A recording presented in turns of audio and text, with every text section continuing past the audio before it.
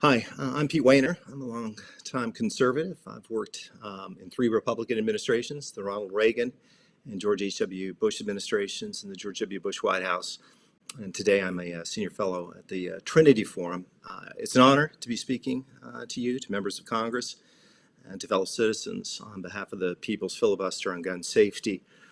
I'm doing it because the issue of gun safety is an urgent matter. As we all know, we've seen a rise in mass shootings, and it's now to the point that they almost blur together, one massacre after another, as the body count mounts. And so too does the grief and the misery and the pain of family and friends whose loved ones have been murdered in schools and in supermarkets, in nightclubs, and in medical buildings and malls, and on subway trains. These shootings, this mindless menace of violence, in the words of Robert Kennedy, stains our nation and every one of our lives. There's the sheer horror of the killings themselves, the murder of human beings who are loved and needed and who are now gone. There's also the radiating effects in the broader society, the fear of violence, the loss of trust, the feelings of powerlessness, the feelings of shame. Violence breeds violence. The reason for mass shootings are complicated. And you've heard of some of them prior to these remarks by me, and they include the gun culture that America has and the amendments to the American Constitution. But the fact that this is a complicated problem doesn't mean that there isn't anything that can be done. There are steps that can be taken, and in the last few days, there are steps Congress has taken on red flag laws, on enhanced background checks, and on making it harder for those accused of domestic violence to obtain guns. Much more needs to be done, however. Still, the journey of 1,000 miles begins with a single step, and we are seeing progress, and it needs to be encouraged. This moment holds promise.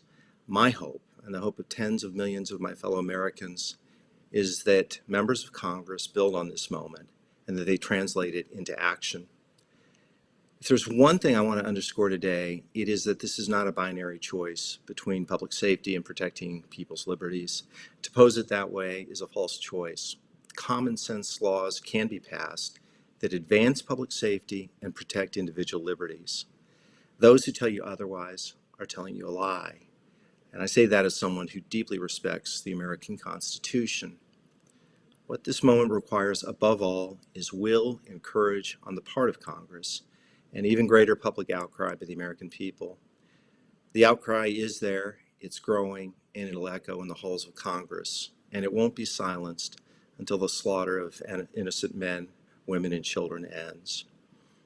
Our enemy is indifference, passivity, and fatalism. We are not powerless. We're not like corks caught in the currents of the sea over which we have no control. Rather, we have the capacity to change the course of human events, to pass and enforce good laws, to protect the vulnerable and the innocent, and to stand for what is right and to do what is honorable. There are lives in the balance. Congress can help bring peace to our troubled and violent land.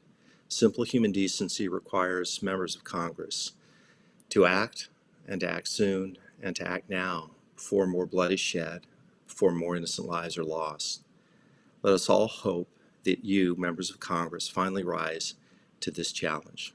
Thanks so much.